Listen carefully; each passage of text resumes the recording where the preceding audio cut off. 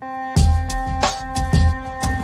and gentlemen, big terror news.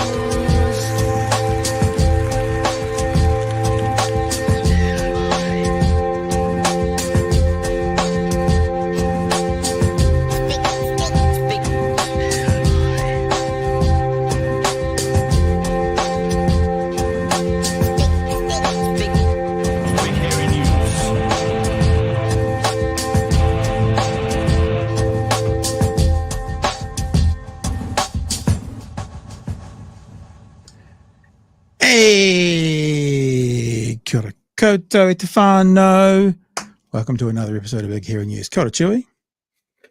Kia ora, Pat. How are you, sir? What's How you going doing? on? What's crack-a-lacking?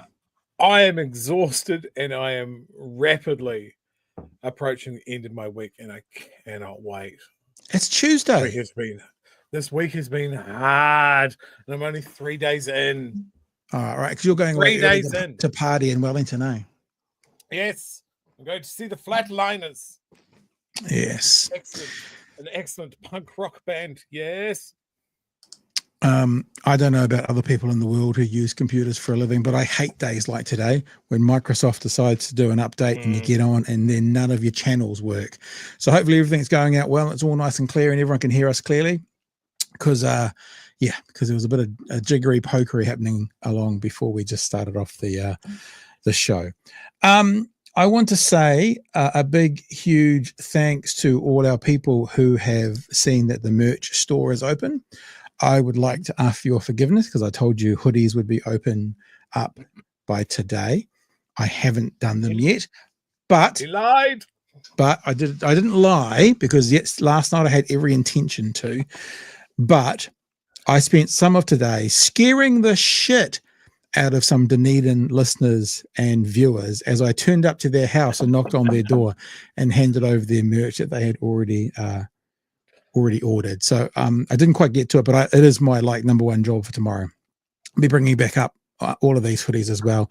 We're in a bit of a situation at the moment where the person who sold us the printer has seemed to now want to ghost us. I think since they found out there was a massive bill to repair the printer, it feels like they're now not returning our calls anymore. So people who are asking for the BHN gear, the actual black and red BHN gear, we're going to have to figure out how exactly we do that because the person who sold us the printer seems to be ghosting us, and so we don't have someone to show us how to do it. But we'll figure it out. There will be some hoodies coming up tomorrow, and I'm also working on beanies and I'm working on cups, and there's always some stuff going on. And we've got a couple of new designs hopefully coming up. We'll probably do some design work on Thursday, which means maybe you'll see them next week, including Chewy. I definitely think we need to do a tax work less, tax wealth more t-shirt. So it's quite a process going from an idea to the drawing or the text to what can be printed and then cut and pressed, but we are on to it. Also, huge thanks to our patrons, beautiful people. There's been about another 3 or 4 patrons sign up today. If you want to be a part of what we do on a more monthly basis, then you can toddle over to patreon.com/Big Hero News. There is going to be a meetup this Saturday morning. I haven't sent it out yet, but everyone who becomes a patron before, 6 p.m. Friday will get the invite sent to them, even if I send it out and then people leave, and then we have to get a new one out to them. One other thing, Chewy, as I'm working quickly to open up a document because I haven't got it up. That was me talking back about me there for a second. I also want to say to people who are interested, we are getting there. Here it is. It's coming now.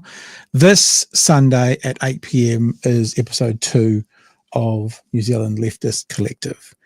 We're going to run them on Sunday nights. We're going to run them on Sunday nights at 8 p.m. once a month is the plan. And yes, I do realize it will be March, but that's just because I forgot that February had 28 days and I knew we were finishing on Thursday the 27th. I went, I'll just do it in the weekend on the 29th or 30th. So yes, it's technically March, but it will be our February episode. Jared Otto, me, Jordan Rivers, Paul Barlow, and Bomber. for it, and that will be on Sunday night at 8 p.m. One other little thing for you, Chewy. I got a bit of a kick out of this today. Kieran McAnulty tweeted something out. He tweeted this. I'm not going to show you the picture until I read you what he said, because the picture gives away.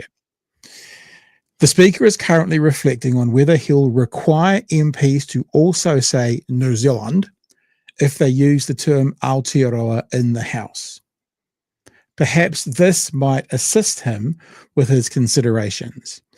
And he is quote tweeted a Jerry Brownlee tweet that says, and I quote, "Popped down to Wellington's windy waterfront today to see Tama Iti's new art exhibition and pay my respects as Aotearoa celebrates 50 years of te reo Māori being recognised as an official language." Now, the point being made obviously is, Jerry, Ruby, sweetheart, you're just using Aotearoa. I don't understand how will anybody know what it is if you don't have New Zealand in the front of it.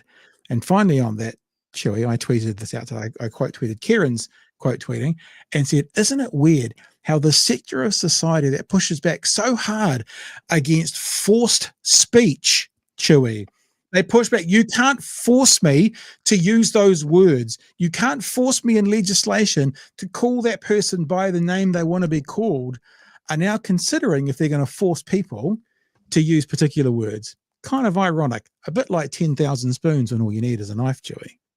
It's a favourite of mine, that when you look at the segment of our society that gets bent out of shape when someone says Aotearoa, you look for the reciprocal reaction, right? Is there a segment of this country that gets annoyed when someone calls it New Zealand? Not that I have seen. It all seems to be one-way traffic, because one way, people that are just like, oh, New Zealand, Aotearoa, interchangeable. Doesn't matter. People don't blink at this anymore. Apart from the real frothy ones that get triggered over it. The snowflakes, you mean? It's just funny that they're like, oh, Aotearoa, where's that? It's not the country I grew up in. And the rest of us just carry on with our day. The other part of this conversation, especially because he's talking about what was said in the House by Ricardo Menendez March, there is legislation already that says within the House you can speak Māori and a translator must be provided. So therefore, how are they going to force you to be your own translator when there's already legislation? And you see the Māori Party using it all the time. They'll speak in te reo, for a good long time, and then there's a translation. So, Mr. Brownlee, probably what you need to do is spend some more of that public money you guys are so keen to look after on a translator, that every time Ricardo Menendez March or anyone else says the word Aotearoa, down the headphones, some of the politicians hear New Zealand, and then everything will be okay. That's already legislation. So how you compel someone to speak the English word when there's already legislation allowing them to speak only Māori? Imagine that. Imagine every time that one of the Māori MPs or any MP says whānau, family, kia ora, hello. Are they going to force us to say kia ora, hello, whānau, family? I can solve this, Pat. I can solve this real easy. It won't even cost any money. Jerry Brownlee needs to haul himself out of his chair, look at Winston Peters and tell him to sit down, shut the fuck up. He's the only one that has a difficulty with it. That's it. But he doesn't have difficulty. We know that. He can even bang that little hammer thing if he's got one, or he can bring one from home. I don't care. But someone needs to tell Winston to shut the fuck up sometimes. Yeah. Just look at him and go, oi, no, Winston. No, Winston. No. You're going to squirt him. You squirt him like a cat on the counter. No racism. Sit down. Yeah, anyway, lots of stuff to talk about tonight. That won't be one of them because, like, honestly, Honestly, how look, just even the logistics of it, how the speaker could bring in a rule that contravenes legislation that's already in the House. It's just redonkulous. Not going to talk about this tonight because we have a special guest tomorrow night, but really interesting things coming out of the COVID inquiry at the moment. COVID inquiry is hit by top level resignations. Oh, you think, what are you thinking? They're finally been outed. All these people have finally been outed. It's what some of the people will be thinking, and they're resigning because they're not going to be outed. Several top resignations from the COVID inquiry have led Internal Affairs Minister Brooke Van Velden to seek answers about the work of the Royal Commission of Inquiry. Remember, this is a nothing inquiry that Winston Peters got signed off on because of the people who voted for Winston Peters. Remember, once again, this is the government that doesn't want to waste your money, wasting your money. Van Velden said that based on the quarterly report provided to her by the commissioners, she requested to meet with the chair of the commission to, quote, be given assurances that the final report will be delivered on time and within budget. I have made it clear to the chair of the inquiry that my expectation is that the final report still be presented to me by February 2026. The minister's comments came after the executive director and 2 legal counsels at the inquiry quit, raising serious question over its status and the way it's being run. Stuff understands the Prime Minister has been briefed, but his office referred questions to Van Velden, citing the fact that he is currently travelling, leading a business delegation to Vietnam, because as we know, there is nothing more our Prime Minister likes than a Koro lounge. That's the place he is most comfortable that he wants to spend. Now, the reason we're not really talking about this tonight, sure, you can have a crack if you want, though, is that Paula Penfold, the writer of that article, is joining us tomorrow night to talk about it. Because what it sounds like to me is maybe, and this is just my speculation, but some people with a bit of class who want to do things properly are seeing what's being done in this cook-up of an inquiry going, yeah, this is not how we do things. I have no background knowledge in that. That's what I'm guessing from what we've been told today, Chewy. Yeah, no, it's interesting. Paula will no doubt have some juicy wee tidbits of information about it. So yeah, I think I'll she said to me in we were texting today, and she said to me, I will repeat it to you because this is not breaking any kind of confidentiality. That she doesn't say that she knows, but says more could be flushed out. So in other words, these people haven't said why they've left. So once more information comes out, we will get to know more. But I'd be willing to put a hard-earned dollar on the fact that this is a massive beat up, this inquiry, and there are legal experts and senior people within the inquiry going, yeah, I don't really want to be involved with this. I don't want my name attached to this nightmare of an inquiry that's going to do nothing, is going to waste money, and is not going to release or reveal anything other than what we already know. And all those cookers who are the people who desperately wanted this are still not going to be satiated because it's not going to give them the answers that they want. That's option A. Option B is it'll give them exactly the answers that they want, but it'll be an incredibly shoddily, shonkily run thing, just basically done to give Winston's voters what they want. Chewy. Oh, snacks. Right. A little bit of staking. Nice. Yes, the first COVID inquiry, some good work, some good data, some good information came out of it. This is just, it's Winston's vanity project. Oh God, that was a good steak. He just wants to pour petrol on the fire, the simmering fire that somehow our world-leading COVID response was somehow illegal or a massive overstep, or didn't save a whole bunch of people. You know, all of this sort of stuff, and it's not going to find that information because the only people that believe that to be true are a tiny cooked minority, and a lot of them just will not ever let it go, like the ones that bring up Jacinda in comment sections and that sort of stuff. And it's like, dude, she's gone. You drove her off. You won that one. Yeah. But that's not going to unalive the 20,000 people that made it through COVID because of her actions. But Yeah. yes, you're right. It's public money going on an almost foregone conclusion that's not going to bring up any sort of relevant, actionable data. Shocking. Shocking that this government can maybe do one thing. They can suggest one thing like savings. I've got that quote somewhere. We're going to treat every single dollar like it's your own money. And then they go and waste money on horseshit bullshit like we're seeing right now. All right. Speaking of the man who said that, breakfast television this morning, we had a conversation with Mr. Sorry, I'm getting my brain straight. We had a conversation this morning with Mr. Luxon and Chris Chang about Andrew Bailey. Now, last night, I pointed out the very strange, repetitive words that Mr. Luxon was using the first time we looked at this. He constantly referred to Andrew Bailey not living up to his own standards. Remember that conversation from last night, Chewy? Mm-hmm. He really wanted it to be well known that he basically fell on his own sword.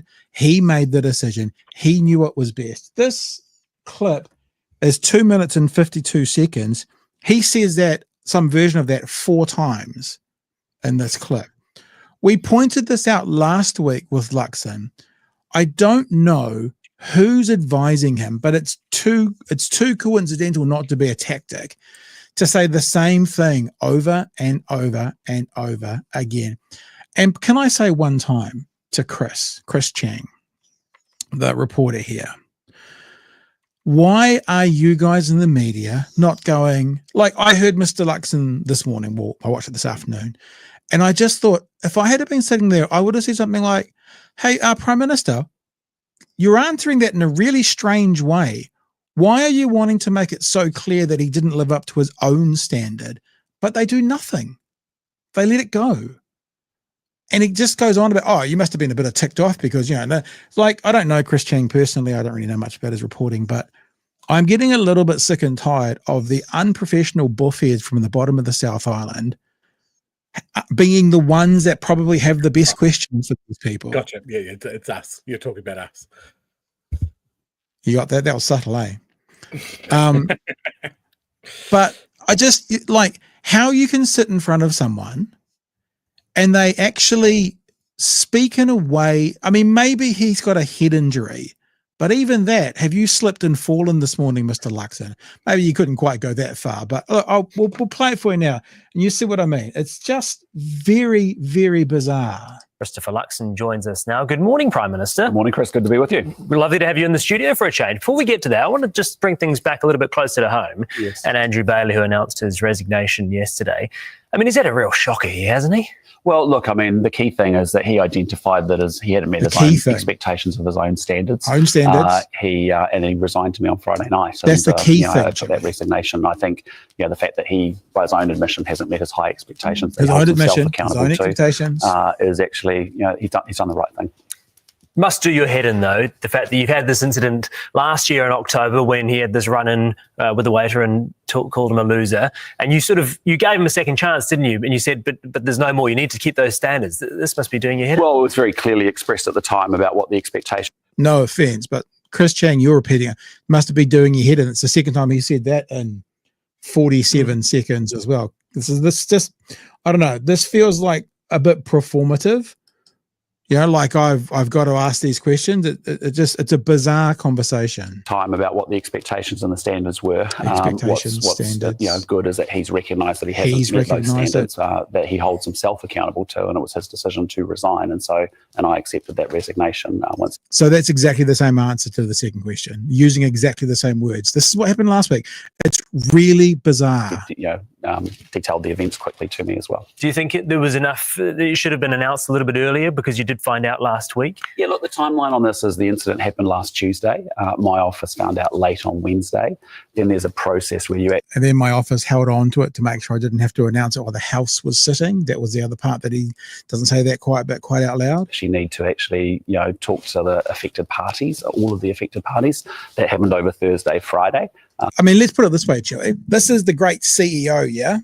Right, this is the great CEO. Imagine if one of the great CEOs, like high-level management departments heads, had done something as egregious as potentially technically assaulting someone, and the CEO didn't find out for 4 days. You think that would be acceptable in business? Tuesday, No, Wednesday, never. Thursday, Friday. But the great CEO is telling us that this process was speedy and it was the appropriate way to do it.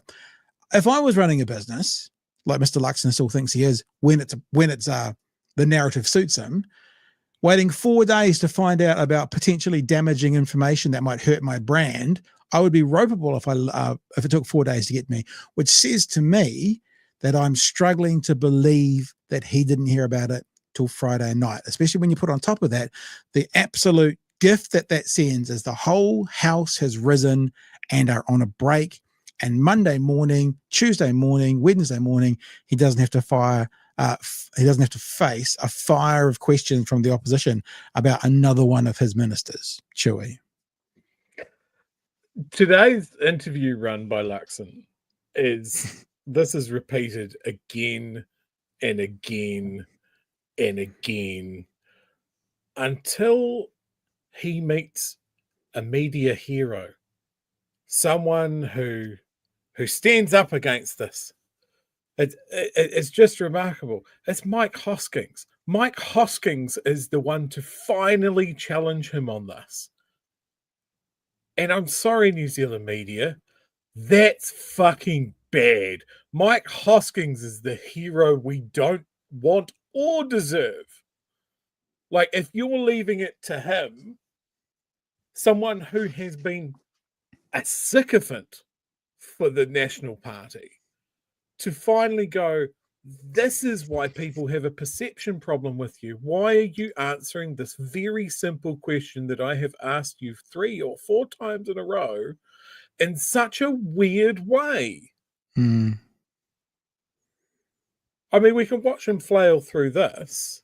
I've got the Hoskins interview if we want to have a look at it, Ben. Well, let's finish this. Right, it's only got about a minute and a bit to go, and I haven't heard the Hoskins one, so I look forward to it. And then I was informed. Andrew called me late Friday night, and I said, "Look, take there you go. Call me late Friday night. Yeah." The weekend and tell your family. It was very, very late on Friday evening. And I think that's entirely appropriate. There are obviously other staff that are impacted by a decision like that. So I think we moved through the process fairly quickly and fairly well. But importantly, he's taken responsibility for it. He's resigned. I accept that. And now we'll have Scott Simpson taking over those portfolios. How frustrating is it, though? Because you did have that incident last year and you sort of gave him that second chance. Third time that Chang's asked this question. And then after the cabinet reshuffle, you said, I've got faith in all my ministers. How frustrating is it for you that you've had to deal with this now? Well, what I can do is lay out the standards and the expectations, and then people are held to account, and they hold themselves to account. And I was pretty crystal. Do you know what I mean? It's just weird. This is a PR decision, but I can't see why this PR decision, unless what Luxon's thinking is, I have to make sure I get this as far away from me as possible, so I'm going to keep saying it, but it comes off as staged and inauthentic. But then again, hi, welcome to Christopher Luxon. Clear with Andrew at the last instance as to what the standard needed to be. The fact that he recognised he hadn't hit that standard and made the decision himself. He recognised, made it himself. Did he resign or was he sacked? No, he resigned. That was his decision. He came forward to me after having gone through, being part of those discussions with impacted staff and came forward proactively on Friday evening, very, very late. Scott Simpson's been around for a while, but... Notice that. Very, very late. He said that twice. Why do you think he keeps telling people it was very, very late? It was very, very late on Friday. Why does he have to keep repeating that, I wonder?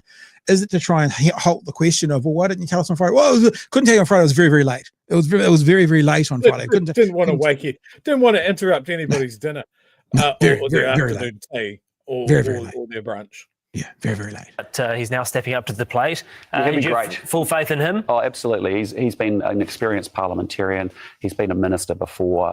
These are 2 really important portfolios. We have some real challenges in ACC to make sure that we're managing the system well. And the second part is obviously we've got a lot of work ahead of us around the commerce and consumer affairs portfolios because that's some of the key work that we need to do to get more competition into our businesses and into our sectors, which is something we're really driven about. Now, I get that breakfast is a bit of a fluff in general, it's wake up, have a cup of tea, see what's going on. But yeah, it's like Chris Chang asked the same question 2 or 3 times and Luxon answered the same question 4 times.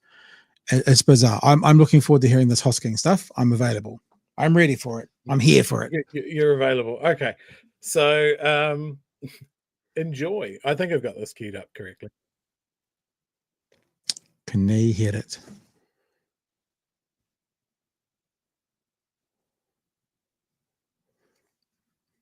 I can't hear it, Joey. Can you hear it? Oh, you can't hear it? I can't hear it, but it might be me. Chat, can you hear it? No, look, chat, no, but no audio. Okay. You can send me the link if you want. Yeah, I'll do that. Sorry, chat. I'll remove that. Just put it in the chat. I'm waiting. There you go. Thanks, man. I can see that. All right, that was a bit of an abortion, folks. And it was about 3:56. You're right. I saw the time. Yeah. I'll just come in here. Own standards, and that's his decision. So, actually, we should probably get him saying that again, because it's important to lead into. Who presumably you at one point thought was good enough to be a cabinet minister. Look, honestly, he was doing a very good job, making good contributions in two very technical portfolios. I'm sure Scott will carry that on. But look, the reality is you've got to have some standards, Mike. And, you know, I watched the last lot go through a series of ministers, and it wasn't either clear. It was clear in this case, and importantly... do you really think you should be blaming Labor at this minute? I mean, like, honestly, do you think that's going to go well? I mean, really? He recognised that he hadn't met his own standards, and that's his decision. So I respect that. And would you, because you've got yourself in the usual trouble with you being too nice, would you have sacked him if he hadn't offered to resign? Well, hypothetical, he did resign. No, I know that, but just answer the question. Well, would you have sacked him? Well, he didn't meet the expectations of the minister. So was it a sackable offence? Well, I think given how clear we'd been on the first incident about why can't you just answer the question? Yeah. Well, see, this is why you get yourself reputationally in so much trouble. Would you have sacked him? Yes or no? I can say to you, he didn't meet the expectations I have of ministers. So you would have sacked him? I didn't need to because he resigned. See, my God. What the fuck is going on? Isn't this insane? Isn't this insane? It's such an easy question to answer. It would be a phenomenal thing for, like, he wants to be seen as a decisive leader, someone that's got the stones to make that decision. He could come in and he could just go, it's lucky Andrew Bailey resigned because I was going to sack him. That's how you feel it. So listen, Occam's razor. He's got his pet interviewer going, come on, man. Like, how much do you want me to set this up for you? All you have to say is, yes, I would have sacked him. It doesn't have to be a hypothetical. It doesn't have to be like, oh, it doesn't matter because he resigned. The question is, would you have sacked him? Occam's razor is the fewest number of assumptions to get to an outcome. Why won't he answer this? What's the most likely reason he refuses to answer this? Because you're right, it makes him look indecisive. It makes him not look like a leader. It does nothing positive for him. So why won't he answer this? What's the most logical reason? Because I'm struggling to think of anything other than he's very, very bad at this. It's baffling. Like, very, very bad at this is definitely at the top of the list. The other thing is that there's somehow some part of this that is worse that hasn't come out yet. Okay. It just doesn't. I can't think of a single reason why he is flubbing specifically this interview. Yeah. Like he did the same on Breakfast. He did the same on RNZ. It is very clear that he has been given his talking points for his media circuit, and that's just been drummed in that we're just going to say the same lines. He doesn't have the intellectual plasticity to sort of go, oh, maybe I should change my tack here because old Hosco here is just lining up a nice fucking just pop it in for me, and I'm not gonna say it because at the meeting this morning they said don't come off your talking points because you're bad if you come off your talking points. So here's the thing. Baffled by this. Yeah, here's the thing. I've taken it back about 15 seconds to get some more of this. We'll push play in a second, but here's the thing, right? What he's saying to us, you've just said it quite well, Chewy, that he won't come off as talking points. Now think you've got the leader of the country in situations internationally, talking to world leaders, making deals who can't come off as talking points. Like, what kind of leader has to stick to a bad script? Like, what kind of leader can't go, okay, we've got this idea. I was down for the idea, but it's not working right now. So I need to have the skill and courage to go a different path with this. And in this instance, the skill and courage is to go, yeah, I would have fired him. That's all. That's all. It's right there. Like, Hoskins is pretty much just holding up a piece of card saying, say that you would have fired him. That's what you need to do. And it's being ignored. Like, the frustration in Mike's voice towards the end of this is palpable. All right, let's get back to it. I've gone back about 20 seconds just to get this in all its glory again. I know that, but just answer the question. Well, would you have sacked? Well, he didn't meet the expectations of the minister. So was it a sackable offence? Well, I think given Mike even says to him, "So yes, you would have," and then he still does. He doesn't get it. Mike even says to him, "Yes, I would have." So you're saying you would have. He then doesn't go, "Yes." He still doesn't say it, even after Mike Hoskins tickles the underside of his testicles and says the answer that he needs. He still won't do it even then. How clear we'd been on the first instance about what. Why can't you just answer the question? Well, see, this is why you get yourself reputationally in so much trouble. Would you have sacked him? Yes or no? I can say he didn't meet the expectations I have of ministers. So you would have sacked him? I didn't need to because he resigned. See what you're doing here? I don't. Well, no, but you're talking about a specific case, right? Yeah. Would you have said? Look, have I done a good job of laying down expectations of my ministers? Yeah, but yes, crystal clear. But the next step is really simple. If he hadn't, I'm glad he offered to resign, because I tell you what, if he didn't, I would have sacked him. He wouldn't have met my expectations as a minister. Why are you saying it that way? I don't understand. Yeah, well, that's what I mean. I've worked on Mike's show when I used to fill in on the breakfast producing, the technical director for a guy Glenn there who's his full timer, and it does feel nice to actually, now he's saying what we've been saying. Why are you being so weird? That's what he's basically saying. You know that theme through the left in America of Republicans are just weird, and then they dropped it and they lost. He's being weird. This is just fucking weird. Expectations as a minister. Why are you saying it that way? I don't understand. Well, that's what I mean. If he hadn't resigned, I would have made an intervention. I would have actually why is made an intervention. I would have sacked him. No, but there's an issue here, which is what is it? No, but the issue is that most importantly, the standards are really clear of my ministers. They know the standards I operate within. And if they don't live up to that standard, I will fire them. That's the sentence. He'll make whenever we have personnel issues, I think we've acted incredibly decisively. But what I'd say in this case is I laid down after the last instance crystal clear expectations. He reassured me there wouldn't be another incident. He knew there was an incident. He then actually made that decision himself. It didn't meet my expectations. It didn't meet his. Count how many words you're using to explain this. This is why you're in trouble in the polls. People want something decisive.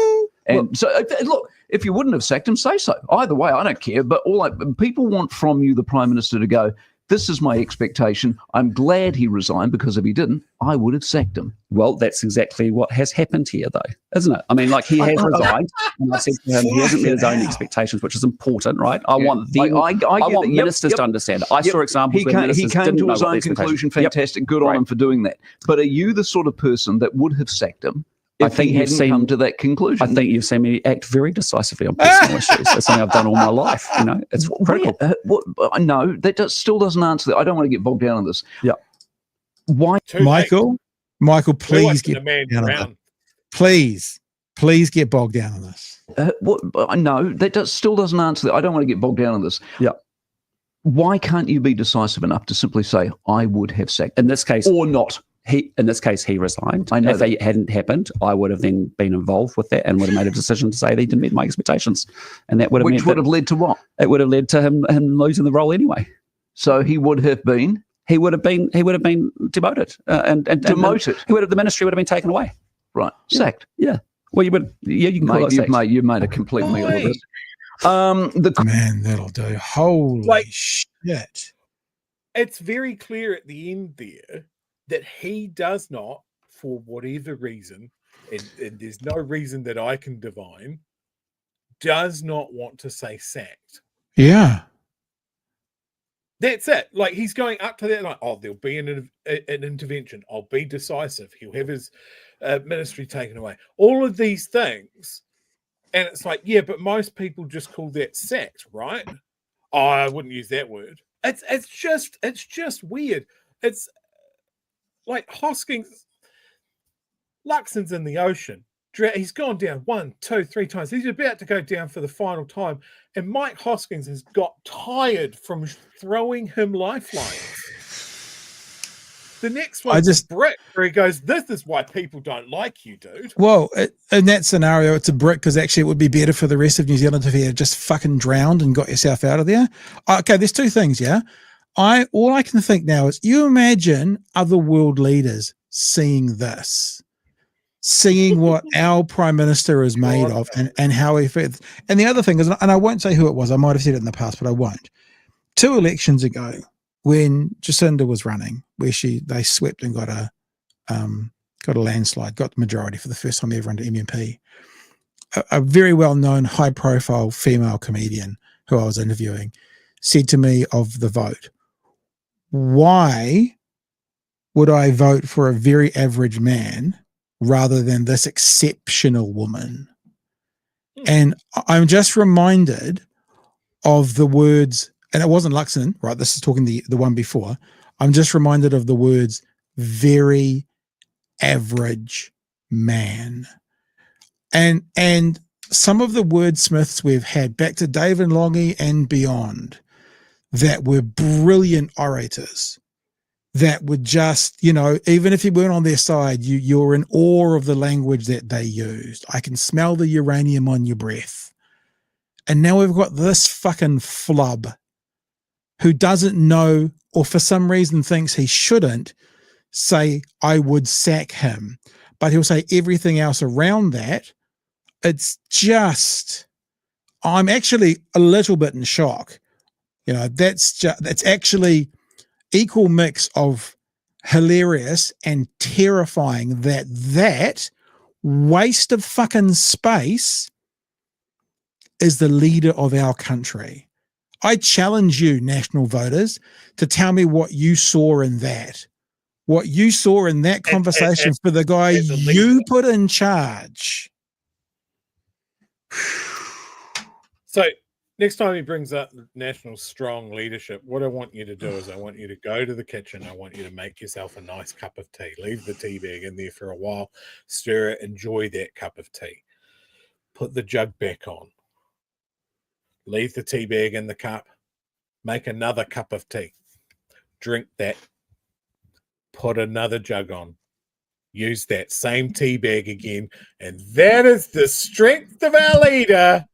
A piss weak, 3rd time round tea bag on the edge of its life. That's what people voted for. Fuck me. That is shocking. It is shocking. It is actually shocking is the correct word. It is utterly shocking. I shouldn't be shocked by this at this point. We've always pointed out that his corporate word salad, his boardroom Scrabble vocab was always going to come back to him. It's always seen as inauthentic. It's just bizarre. No, he looked like a fucking moron in that conversation. Forget the CEO talk. He actually looked stupid. He looked like he didn't have a fucking clue how to communicate.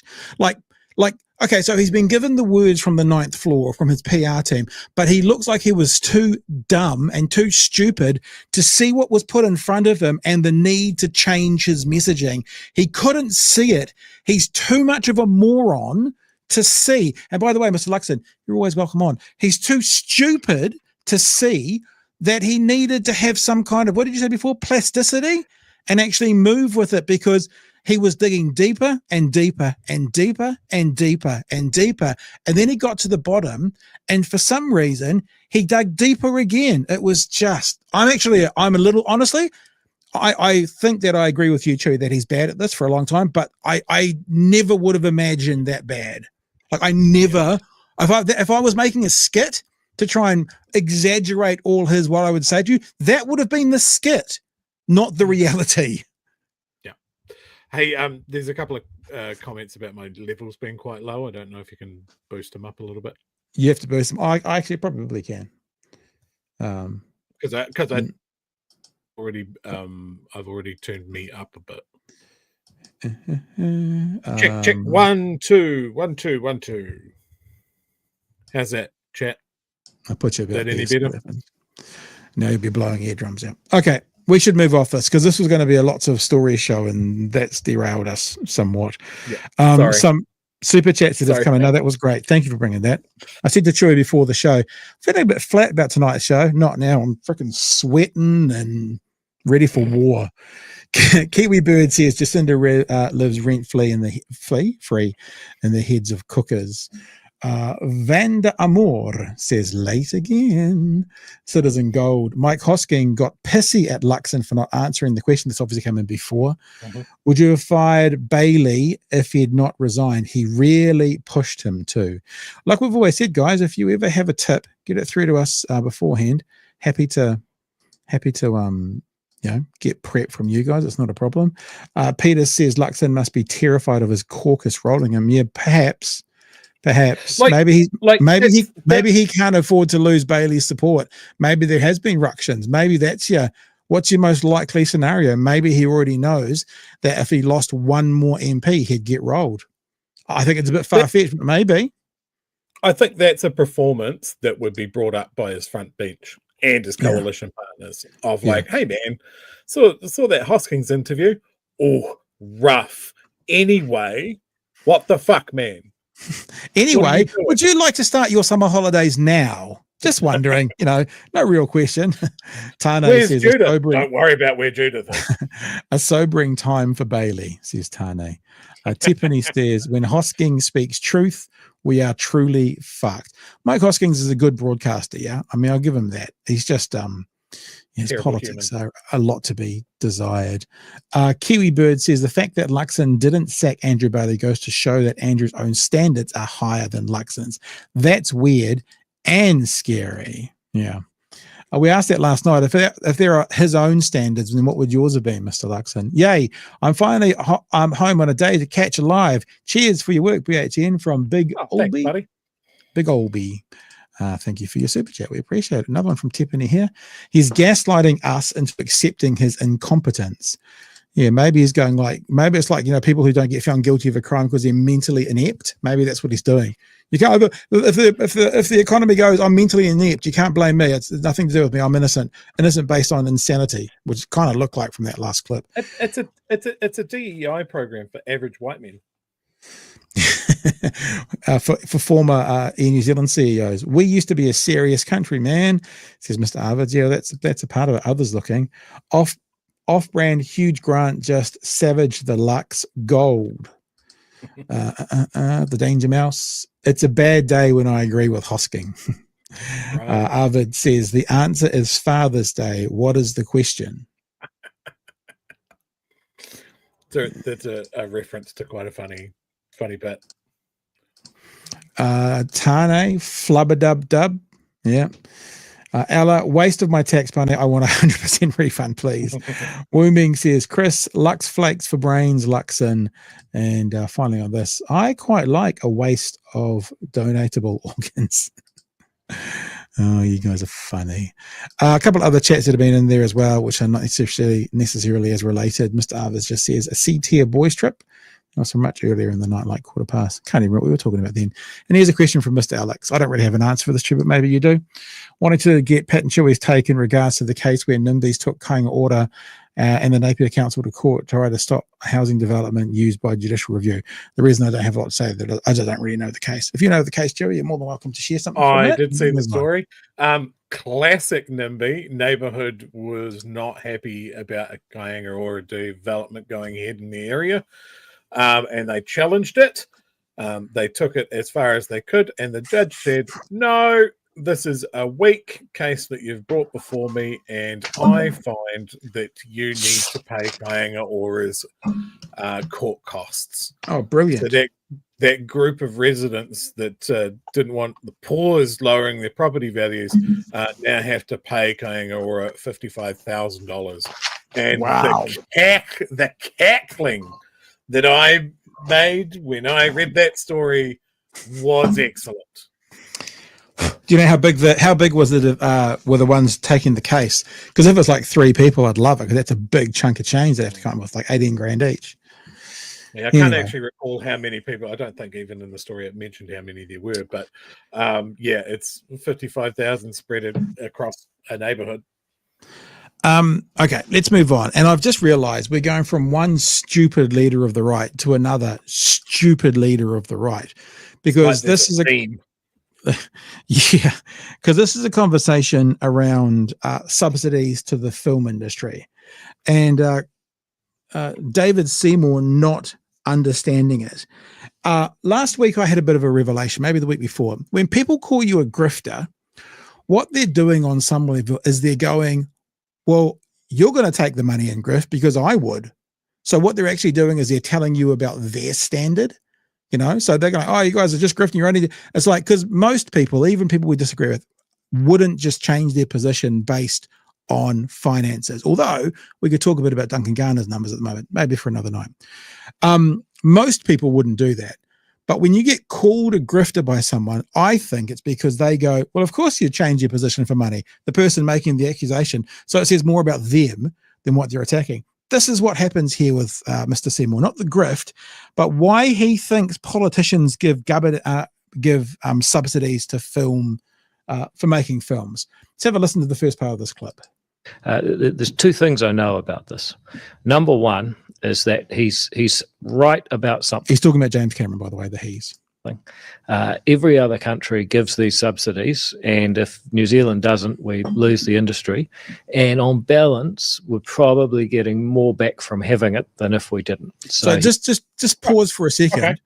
So we're spending $1 and we're getting back more than $1. And if we don't spend the $1, they'll go somewhere else. So it is a profit-making machine that will go elsewhere if we don't provide the subsidies. Seymour's just said that's how it works. So it's this is a profitable venture for the New Zealand taxpayer and for the government. Just remember that, right? So this works. He's half right. But I just make one point about that. The thing about movie stars and filmmakers is that they're kind of cool and, often good looking and charismatic on average. Then there are politicians who, on average, are not usually those things. Well, that's true. Listen, we give baby his bottle. His politicians aren't cool. And in every country, there's politicians who think if they give a subsidy to the film industry, they might get to be on the red carpet and meet an actor or an actress or something. What? And it's kind of just a bit cringe because there's no other industry. I mean, you don't see this for, the bulldozer industry, every government giving a subsidy to that so they can have a bulldozer industry. The only reason... Well, should we talk about things like, write-offs to business and stuff? It's kind of doing that. I'm just going to get to the end of this. It's only got 15 seconds. And that this industry is different is that politicians swoon over them, and I just find that a bit cringy. Now, even James Shaw used to say this. He basically agrees with me. Yep, we've got to do it because every other government does it, but it would be better if we didn't. Okay. So, lots of things. The first is David Seymour thinks the reason, remember, this is a profitable venture. The New Zealand government spends $1 and they get more than $1 back. But David Seymour thinks the reason that the government gives subsidies to these film companies is so that these politicians can go on the red carpet. If you follow through on what I said before I started playing that about people revealing their own intentions, you have to wonder, how much does David Seymour want to go on a red carpet? Because there is no politician anywhere that I've ever met or heard from that would go, yeah, we'll give this film $300 million, but only if I get invited to the opening night. Doesn't happen. So therefore, I think that's probably David Seymour telling more on himself than not. Second point, yes, we don't do the same sort of things for a bulldozer company, possibly because a bulldozer company doesn't bring into the country over $3 billion per annum. However, if you look at things like tax breaks and write-offs and et cetera, and getting back your GST, the government kind of does still do that on some level to the bulldozer company. It might not be a grant, but money goes out of the government coffers back to the bulldozer company, which is sort of the same thing, Chewy. That's part one. I've got part two coming up for you in a sec. I just want to acknowledge one thing here. You know what's cringe, David Seymour? It's you, David. You're mad cringe. Look, I think this shows something that you see quite a lot from David Seymour. He desperately wants to be seen as cool, hip, and relatable. And he is none of those things. Yeah. You don't have to be. You don't have to be, David. You could just be competent. You're not that either. His lack of understanding of how the film and media industry works is spectacular. There is an argument of, do we need to play the game that everybody else is playing to attract this? I think in our case, when you look at our experiences, yes, there's an argument. It seems that the answer is actually it's kind of worth it. The people that upskill themselves through their productions, that make the contacts that they do from working on these productions and go on to build their reputations and careers and go on throughout that global industry, that evidence is very clear. Well, look at the amount of work. No, Mr. Seymour's going to disagree with you. Apparently, this does nothing for the New Zealand acting scene. We're going to get to that in a second.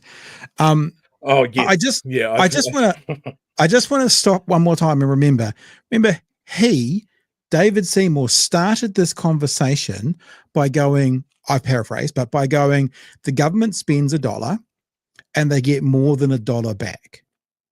Okay, so we've finished this conversation. What you're saying, it's a good investment. So we can have $300 million here that we give to companies X, and we get $500 million back in GST, or we can not have that $200 million in our coffers. That's the end of that conversation, David. You guys who are the competent ones on the right, you guys who know how to do business. A business works really well when you spend $1 and you get more than $1 back, as you've already acknowledged in this conversation. But I do want to get onto the example that he's using. The return is actually $800 million. Well, we're going to show you all the numbers in a second because I had to go there. Cool. This is the second part of the conversation where he basically goes, this does nothing for New Zealand actors. Please, bitch, please. The second point I'd make is that there's a difference between servicing an industry and having an industry. And when I talk to people in the New Zealand film industry, they say things like, talk to people, I mean, those cool people that you want to be near and get on the red carpet with. When you talk to them, Mr. Seymour, really?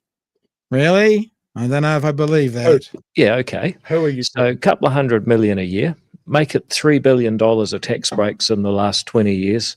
And remember, he's already said, and the government get back more than $3 billion. He's already said it.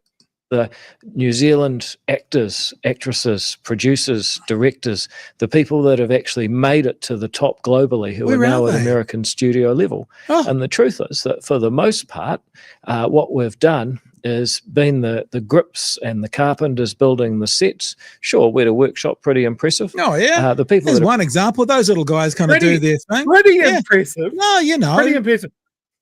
Those the guys. World's premier VFX house. They win Oscars. They're doing all right. There's no one even close to the work that they're doing. Oh, they're pretty good. Downplay it a bit. All right. Here we go. Keep going. Really made it. Like our friend Mr. Waititi, who's a real hero for the New Zealand film industry, he made it on his own talent, nothing to do with these government subsidies. Really? So I'd just make the point that, so we're kind of in a bind because other countries do it. Be better if we didn't. And meanwhile, we've served his interests well and we've been a good service industry for his films. But where is the... And it's made the country money. We've given $1 and got more than $1 back. Forget that, but Mr. Seymour. The New Zealand film industry that's been built, that's actually going up the value chain and putting Kiwis front and center. It's not happening. Okay. So, Chewy, apparently we're getting no New Zealand actors, making it in Hollywood, getting involved in the American list of nobodies. What you mean, like Cliff Curtis and Russell Crowe and Carl Urban and Melanie Linsky and Timawera Morrison, Taika Waititi and Lucy Lawless and Jermaine Clement and Sam Neill, you know, Anna Paquin. You know, there's a few Oscar winners in there. Rose McIver, Rhys Darby. Should we go on? Oh, there's a little name Peter Jackson there. Keisha Castle Hughes, you know, Oscar and stuff. Brett McKenzie, Oscar. You know, just this little rouser of no hopers that have done nothing in Hollywood ever, who most of them got their start in New Zealand. But, you know, shall I keep scrolling down? It goes quite a long way, this list of people and more. And the other thing, as you've said, Chewy, you don't know what's not on there. You know, when they talk about, it's a grip. You know, it's not the important guys. I know, personal experience and from speaking to people who make these kinds of films, is New Zealand on set, behind the scenes talent is sought after by the world. One person gave me an example once, and it may not be a good example, but I'll tell you why one of the international world like our workers, our filmmakers, and our actors and actresses. And it's because Kiwis will do anything at any stage and make it work. The example that I've spoken to an American director for is like the guy who's doing the lighting refuses to touch the cables for the sound because it's a different union. Whereas we have this philosophy in New Zealand where it's number 8 wire 4x2. We get in there and we do it, everything, and they love it. And our behind the scene people are sought after the world over. And the guys that started with some of those subsidies, guys that were in like Lord of the Rings and behind the scenes, are some of the most sought after in the world for what they do. Point number 1. Point number 2, Chewy. So the New Zealand film industry in 2017 brought in $3.5 billion to the New Zealand economy. $3.5 billion to the New Zealand. It employs 14,000 people. David Seymour is wanting to get rid of the subsidies that pay for a bunch of the groups and companies that employ these people and bring this money in, even though those subsidies, when you spend $1, the country gets back more than $1. And there's one more thing. I had to do this bit as well. We love Taika Waititi, most of us. He is being set up by David Seymour as the neoliberalist's wet dream. He never got help. He never want one of these subsidies. So of these shows, movies, Eagle versus Shark, Boy, What We Do in the Shadows, Hunt for the Wilder People, that got his start. Out of interest, Chewy, do you think how many of them were maybe involved with the New Zealand Film Commission? You know, that government entity that gives grants. That would be all of them, Pat. Yeah. So Mr. Seymour, whilst they might not have given a subsidy like is being given to the Avatar, there's this big pot of money that the government's got to decide about those subsidies, but it's the same pot of money that gives money to the New Zealand Film Commission that gives it to people like Taika Waititi so he can make his Academy Award nominated short that got him onto the screen, that got him onto the stage. Eagle versus Shark, Boy, What We Do in the Shadows, Hunt for the Wilder People. So Taika Waititi is not someone who's just gone, I'm going to do this all on my own. Gifted man. I'm not saying anyone owes him anything, but we have a system in New Zealand where government money is involved in all New Zealand made arts other than podcasts. So I don't know. You know, Muldoon said that thing once when people were going to leave New Zealand, it'll make the IQ go to Australia, it'll make the IQs in both countries higher. I kind of feel like if we can move on from Seymour and Luxon, the IQ of the whole country will increase. If we can lose them from their screens, from our screens, everyone will be instantly a bit smarter. Chewy. I just want to make the point. I want to make a couple of points. This might surprise you. I think what we're really seeing here is the frustrated actor in David Seymour coming in. Now, remember, he was in that Edmund Hillary docu-movie. I don't know if you knew that. Did that come up on the show? I think that's how I learned about it. He's got an acting credit. if you look up David Seymour on IMDb, he was actually in a movie as the young Edmund Hillary. Okay. So yeah, his career didn't go down that direction, and I think he's jealous. I was absolutely going to bring up the point that Taika Waititi was definitely a recipient of the Film Commission's attention, which is great. And libertarians, or supposed libertarians, small government. No, that's the wrong footage. That's the wrong footage. There'll be public money in this. NZ on air funding, public money. David Seymour, beneficiary of it. But the guys that like ACT and like what they're saying, people like the Taxpayers Union and that sort of thing, they don't like the New Zealand Film Commission. They don't like public money going to things like art. Despite, well, it depends on the type of art. If it's too woke, if it's too ethnic, we don't like the money. But no one ever questions money going to the New Zealand Ballet or the Symphony Orchestra, which doesn't bring in a lot of money to the country. I'm not going to argue the point that those things have no value, because that's an insane point of view. But you cannot look at the public money that goes to our film industry and saying we're getting a poor return on investment. We're still riding the coattails of Lord of the Rings. Yeah, like it's one of our core industries. And Seymour does not understand the snowball effect of this. We now have one of the world's greatest directors living here. Mm-hmm. And he's living here because of its access to weather, its access to talent, and the fact it's a nice place to live. Yeah. Now, I might personally have the opinion that James Cameron should just sit back and enjoy living here and stop trying to fuck with Wellington. But that's a separate issue.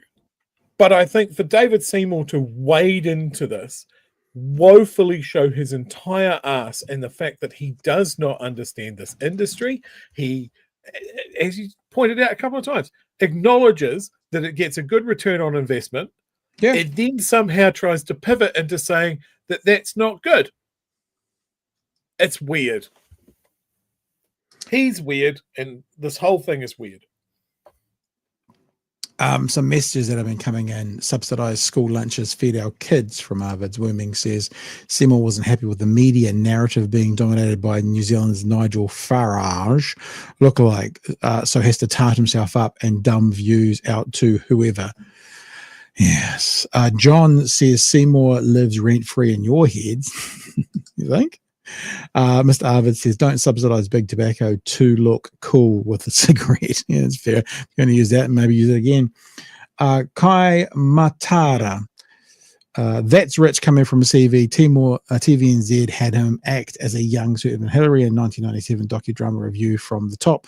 Subsidies for he, not thee. It's in the ballot. Often grifters like to impose strict standards, like it's in the ballot, isn't allowed to crowdfund any donation, but they are exempt from the rule when they are given political donations. He's not subtle, says Pat. He wants a movie role, LOL. Can we talk, says Rachel, also about what's going on at Lake Rotokakahi. There's I saw that tonight, but Rotokakahi. There is a sewerage pipe going alongside it, and Māori are very concerned that it may. Oh yes, I did see that story. They're running that through a burial ground, is what I read, and there were 7 arrests this morning. Yeah, it was pretty peaceful. It was pretty peaceful, but I think they just moved them on. I don't have too much information about it right now, Rachel, but I will put it in the notes to have a look at for tomorrow. I saw the story, but I don't have enough knowledge yet or background yet to fire it out. Maybe we'll contact a few people in the area and see if someone can come on. And big old B, I vote for David to dress only in his dancing outfit for the rest of this term, as long as he does not twerk as he is doing it. Got a super quick story for you right now, Chewy. Super quick. And I think, bouquets when we need to. We have a 750 teacher shortfall for this year in primary schools. You can't lay that all at the feet of this national government. This is a systemic issue in the education sector that's been going on for a long, long time. The government has offered a partial solution, an idea that might help, and that's to be able to fast track residencies for primary school teachers internationally. Now, obviously, as long as there are the checks and balances to get the right people, caveat. But yep, getting some more teachers, nurses, doctors into the country quickly can only be a good thing if done correctly. Let's have a listen. Primary teachers from overseas are being added to the straight to residence visa pathway in a bid to address the shortage here. From March the 26th, primary teachers with a job offer will be able to apply without working for 2 years first. The same pathway is already in place for secondary teachers from abroad, with 480 securing residence last year. Fast-tracking primary school teachers into residence is only a very small part of a much bigger package of making sure we are bolstering the workforce with New Zealanders. But it's very important. The Education Ministry is projecting a likely shortage of 750 primary teachers this year. That's it. A little quick on TVNZ, Chewy. I mean, I think about, when I hear them say teachers, I think about nurses, doctors as well, the service industries that we're lacking. What are your thoughts? Remembering that this is only kind of a shot across the bow. We don't know all the details yet. This is probably, just at its most shallow, a good idea. Yeah.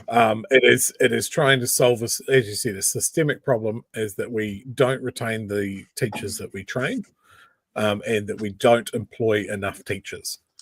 We've spoken on the show many, many, many times that there are clear benefits to having more teachers and more teachers' aides in schools, and we aren't even scratching that itch. The 750 teachers, that's just to bring them up to their minimum staffing levels. It's not solving that problem that we've been talking about.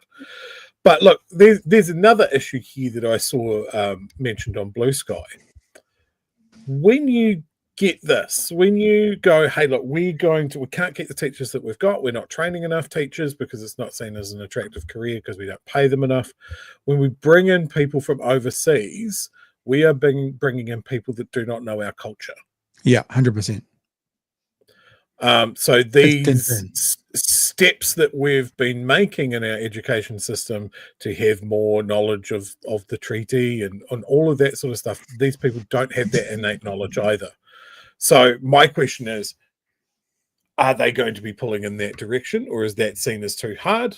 You're going to get teachers that, like, there's a lot of teachers out there that think that this is the right direction that we've been going and are fully on board and are pushing it back against those changes to the curriculum to sort of de-emphasize that a bit now. But these guys coming in, they don't have that attachment to these changes that we've been making. So I do wonder about that.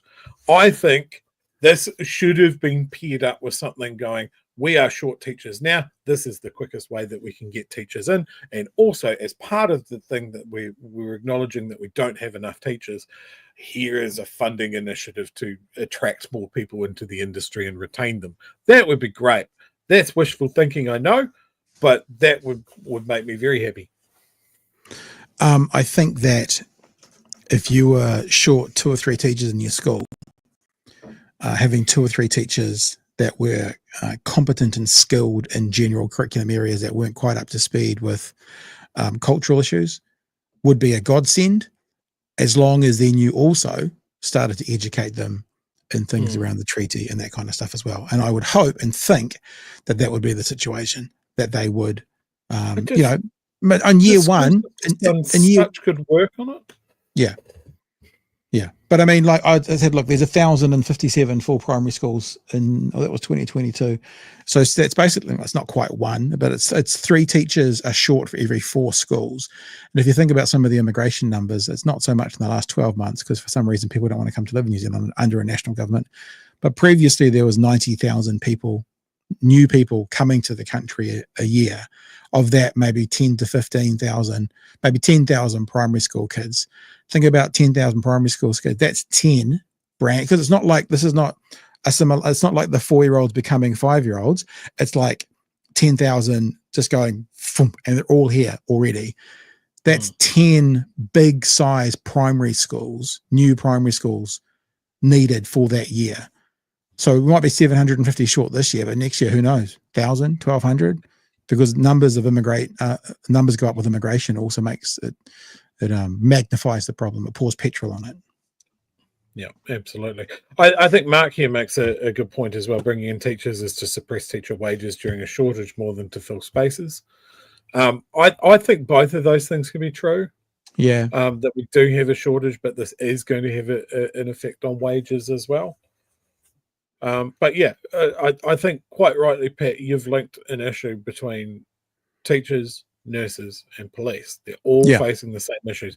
These are all jobs that have high societal value that we are very clearly undervaluing. The Australians are paying low political value. Yeah, the Australians are paying 50 grand relocation for our teachers. So what are we doing to combat that? What are we doing to the teachers to say, hey, look, stay here, you are valued? And look, there's a raft of things that could be. Wipe their student loans, for fuck's sake. Mm-hmm. Put them ahead of the curve. Mm-hmm. Have big bonuses for hitting for hitting career targets. You know, working for 5 years, 10 years, whatever. Retain the knowledge.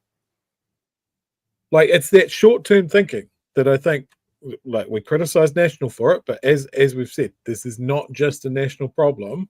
Labor had similar struggles. Yeah. So both sides need to look at this and go, this is a high societal value career. We want you in there. We want other people to see that it's a viable career track, and we want to retain and value the people that are good at it. Very good. Moving on. This might be more your bag than mine, Chewy, on some level, so happy to follow your lead. Oh, it's a war thing, so yes. It's a war thing, so I'll leave. The Americans joined in a chorus, not a chorus, it was a few countries. The Americans agreed to vote down a UN resolution that was basically telling off Russia and encouraging Ukraine. And Russia joined, and the US was one of a few groups of people who said, no, we're not going to let that resolution through. So it didn't go through. The conversation is now flowing on as to what's going to happen with Ukraine. Vladimir Zelensky said yesterday he would be happy to resign from his position if it meant peace. Like if it was like Russia saying you have to resign and we'll withdraw, he was like, yep, I will do that. And Emmanuelle Macron was in with Trump today and had to fact check him in real time in front of the press corps. Let's have a look at the news story from today. Rearing into its fourth year, the fighting remains just as brutal.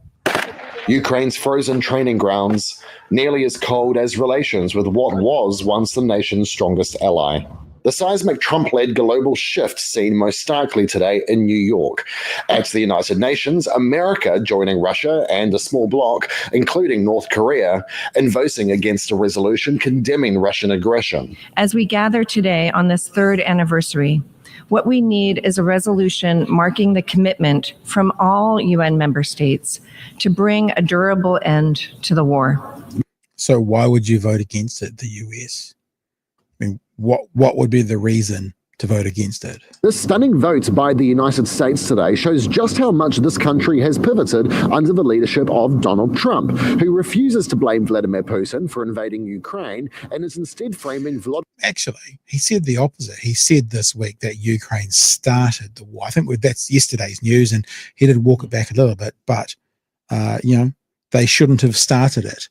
He was speaking of Ukraine when he said that. Zelensky as the villain. We need to reconfirm that the aggression should be condemned and discredited, not rewarded. President Trump thinks not, confirming today he's spoken to Putin about forging major economic development deals between the US and Russia. They have a lot of things that we want, and we'll see. I mean, I don't know if that will come to fruition, but... Just think about that. He's talking about helping Ukraine, and his first response is, they have a lot of things that we want. They have a lot of things that we want. It's super transactional. But Trump has always been that. Maybe tonight's show... He's like a mobster. It's like a protection racket. Maybe tonight's show is 3 of the stupidest right-wing white leaders in the world. Because even if that is what Trump's going to do, I want their minerals. He's aware that there's cameras in front of him as he says this out loud. They have a lot of things that we want. Okay. We'd love to be able to do that if we could. You know, they have massive rare earth. Trump's position has been that the US has been getting a raw deal with its ongoing assistance for Ukraine, a point fact-checked by one of Europe's most powerful leaders, French President Emmanuelle Macron, in the Oval Office. Europe can you rewind is loaning the money. Yep. Can you rewind that to Trump's famous handshake? Yep, I'll try. You know what I'm talking about, right? Nope. From here? So it's an absolute power move. He always does this. When he shakes hands with a world leader, he yanks them towards him. It is such a childish power move, and you see it here again. For Ukraine, a point fact-checked by one of Europe's most powerful leaders, French President Emmanuelle Macron, in the Oval Office. Europe is loaning the money to Ukraine. They get their money back. No, in fact, to be frank, we paid 60% of the total effort, and it was like the US, loans, guarantee, grants, and we provided real money. To be clear, if you believe that, it's okay with me. Both leaders saying they want peace, but with clear differences on how to get there. It's time to end this bloodletting and restore peace, and I think we're going to do it. We've had some great conversations, including with. Just quietly, I don't think that's Emmanuelle Macron. If it is, he's let himself go something awful. Russia. Macron stressing the need for America's military to back up any truce forged. We want peace. That peace cannot mean capitulation by Ukraine. That peace cannot be a ceasefire with no guarantees. That peace must include the conditions for Ukrainian sovereignty. The conveyor belt of European leaders visiting Trump will continue. The UK Prime Minister is next in line. They all want peace. Trump's peace plan, though, could be a bitter pill to swallow. What seems to be the game plan for European leaders when dealing with Donald Trump, Logan? Well, Simon, Europe seems to be walking a bit of a tightrope. On one hand, it's trying to stand up for itself, but on the other hand, it's also trying to not push Donald Trump further towards Vladimir Putin. It seems though almost every single US position on this conflict in Ukraine has changed of recent weeks. For example, in the last couple of years, European leaders, as well as the US, have been working to freeze the economy of Russia and Vladimir Putin. Well, today, Donald Trump's announcing that he's having talks with Putin about economic development deals. Another example is that, as we've been reporting, the US has effectively forced Ukraine to the negotiation table over its rare earth minerals, potentially having to give up tens, if not hundreds of billions of dollars of them in exchange for the ongoing military aid. Well, the US are not having the same conversations or demands put on Russia, who you have to remember started this invasion in the first place. The other interesting aspect is the language. We've heard Donald Trump repeatedly called Vladimir Zelensky a dictator in recent days, and he's had far kinder words when he's been describing Vladimir Putin. It was a point he was pressed today by reporters in the Oval Office. Take a listen. I don't use those words lightly. I think that we're going to see how it all works out. Let's see what happens. On the face of this, it almost seems like... That's the mobster thing you were talking about. We'll just see what happens. We'll see. Will you be happy at the end? No, we'll see. That question was, again, a real simple one. You called Zelensky a dictator the other day. Would you describe Putin in the same way? I don't know. I'm real careful with my words. I don't know.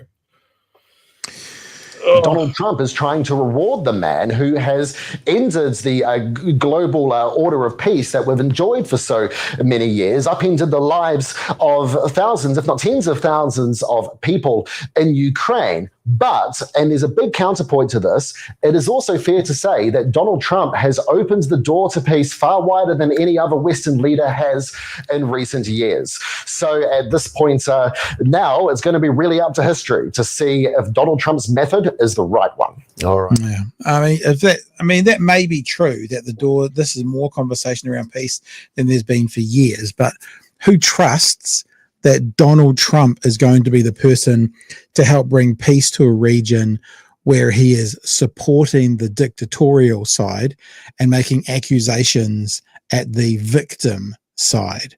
You know, even if the door's open, it's only open because Putin's allowed his lapdog Trump to come in, probably through the doggy door, actually. That's the doggy door's open, not the door, perhaps.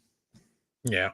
Like, Trump doesn't understand a lot. Like, his mind is extremely transactional. And even you can look at the US's actions and history in Europe as being transactional if you want.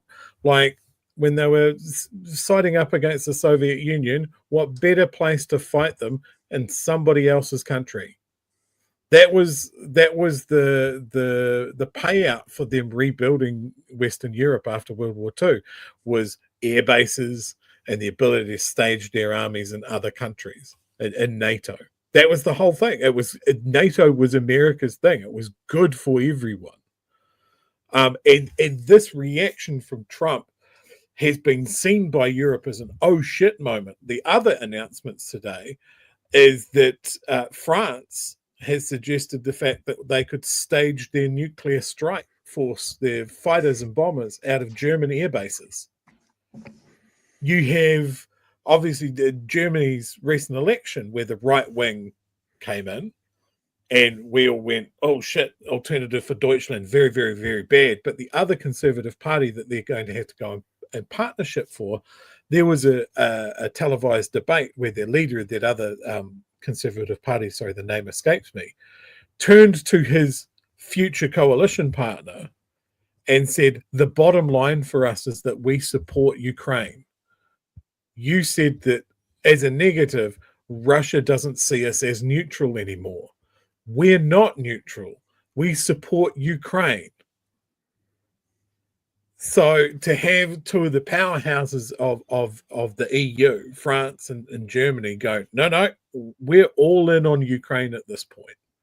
Yeah, that is a strong signal to Ukraine that if America pulls out, then they're not on their own. I think the other thing that Trump doesn't understand here, and you've seen this in multiple unhinged, insane tweets from him, is he looks at the dollar value of what's been donated to Ukraine. Yeah. Now, I want to make it real clear for people that don't understand this. America and a lot of Europe have been donating a lot of arms and tanks and planes and all sorts of shit to Ukraine. It's the back of the cupboard. It's the old stuff that they're about to replace. And when those countries make those donations, it's like this. Say I bought a car 15 years ago and I want to give it to a friend. I paid 80 grand for that car when it was new. I give it to my friend and say, aren't I generous? Here's an $80,000 car. It's no longer an $80,000 car. That's what those countries do. They take the ticket value and say, look, this is the donation. Mm-hmm. It's not. They're getting rid of something that they would have to mothball or scrap. You are doing them a favor, taking it off their hands. Yeah.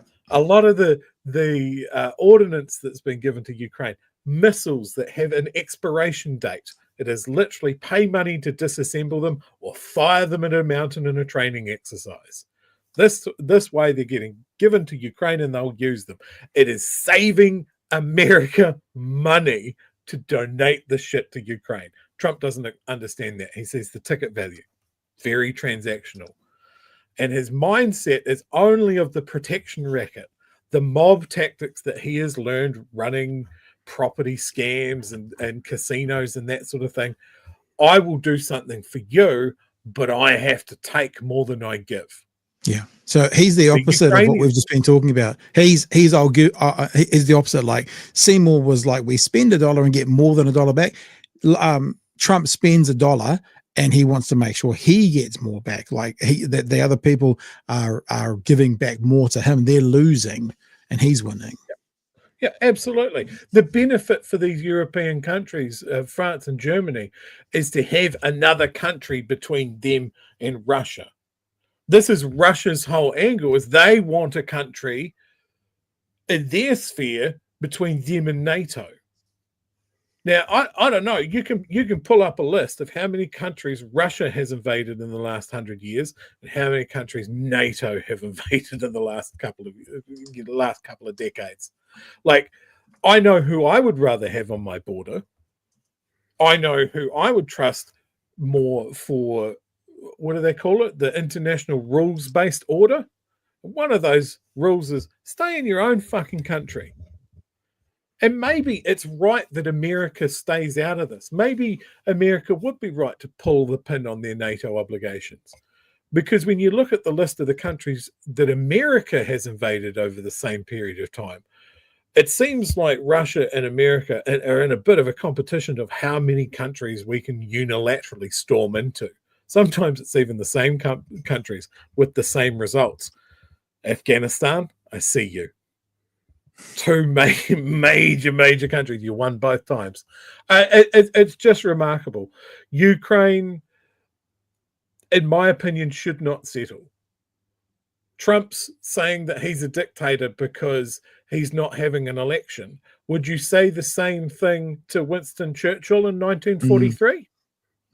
It makes, what sane country has an election when a good portion of their population are refugees and the other portion of their population are in trenches? It's an insane thing. Everything he says about Ukraine is insane. Every advisor in his sphere is saying the same thing. It's insane. And then his military are going, no, we want to support Ukraine. We're not hearing it, but that's what they're saying. These images are going around Twitter at the moment, and they're saying things like, here's the list of Russian places that Russia has walked into, like in the last 100 years. Ukraine, Poland, Azerbaijan, Georgia, China, Japan, Poland, Finland, Romania, Estonia, Latvia, Lithuania, China, North Korea, China, Berlin, Hungary, Czechoslovakia, Angola, Ethiopia, Afghanistan, Azerbaijan. Again, there's a twofer.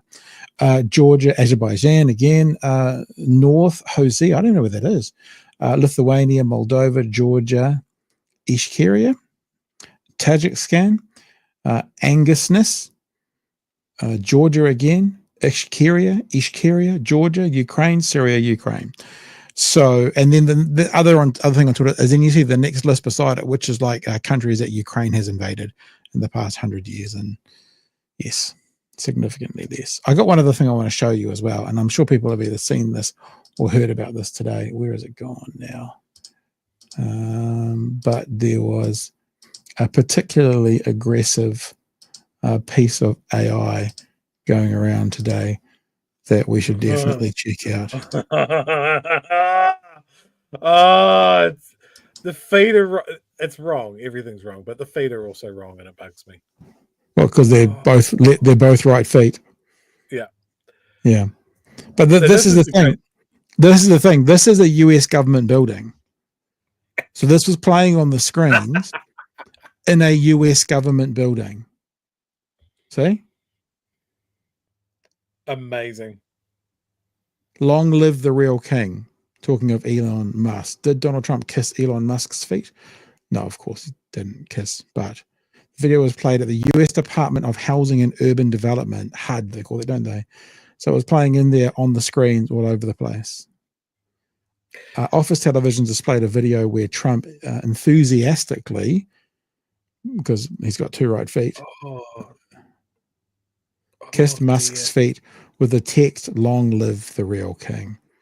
Yeah. Now, his Swiss cheese brain that's just riddled with syphilis is going to be really confused about that because he won't remember doing it. I'm pretty sure that you get the right person in the Oval Office, you could convince them that it actually happened because it's on the television. Brother Mark's right, actually. They are left feet, the other way around. No, hang on. If I'm that way, no, they're. Oh, but I'm looking at it confused. Either way, just for your enjoyment, and good luck sleeping tonight. Tipene, of course, an oligarchy would support an oligarchy. Another one from Tiffany. I hope Poland just goes, nah, not this time. Oh, 3 from Tiffany. Gosh, thank you for your super chats. Poland surely candled because why piss in the wind? And Big Oldie, what is the Project 25 objectives for Ukraine, NATO? Yeah, 2025, Project 2025. All right. Well, that's kind of our show, Chewy. Is there anything else you'd like to add in there before I get to the world famous award-winning credits? Yeah, we mentioned Poland a couple of times. They've been invaded more than once by the Soviet Union, and they were carved up by Hitler's regime and the Soviet Union, which has been on my mind a lot because it definitely sprung to mind with Russia and America coming to a peace summit without involving Ukraine, like they were carving it up between them again. I don't think that analogy would be lost on Poland. Poland is spending a lot of money at the moment buying as many tanks and artillery pieces as they can get their hands on. They know things aren't going well at the moment. And if it goes wrong in Ukraine, that they're probably next on the chopping block. They share a large border with Ukraine and another large border with Belarus, which is just basically a Russian puppet. So I think they can see the writing on the wall. All right, team. One other thing for you. 28th of February is quite a big day for this little show because 28th February 2022 was when we started. And as you can see, this is the very first show we ever did. It was me and Jeremy Elwood. And guess what we did on that day? We spoke to a reporter in Ukraine. Oh. So that was, we haven't done that for a while, actually. I should give him a call, see if he's still over there, what he's up to. And we had Georgie. Georgie came on with us and had a bit of a chat. And then it was a good show, actually, I'll have to go back and watch it. And then we also had Robert Patman joining us. First show ever, that was. 8 likes. Yeah. And 94 views. 94 views. So that was the 28th February 2022, the very first show we ever did. That's coming up this Friday is the 28th. I guess Bright Hero News gets to have the 3rd birthday party. Cool as. I'm sure they'll treat it with the respect it deserves. The 3rd birthday party. We'll have to have a cake on Thursday night, maybe something like that. Who was there for the first one? Who can remember it? That's where everyone will now go watch that first one, and they'll go, I was there, and I remember when you said you watch tomorrow night. That'll go from 94. It'll be like 96 views. It'll go through the roof. It's like that. Off she goes. All right, team. Who started the war? Russia started the war. Okay. It looks like he's being told. He's not being told, but it looks like he is. Thanks for being with us tonight, team. It was a bonzer of a show. Thank you so much, Chewy, for bringing Mike Hosking into the show. He was a highlight for me. I will be living off that for a wee while, and I've nearly calmed down from watching the ridiculous excuse we have for a prime minister in this country. Nearly.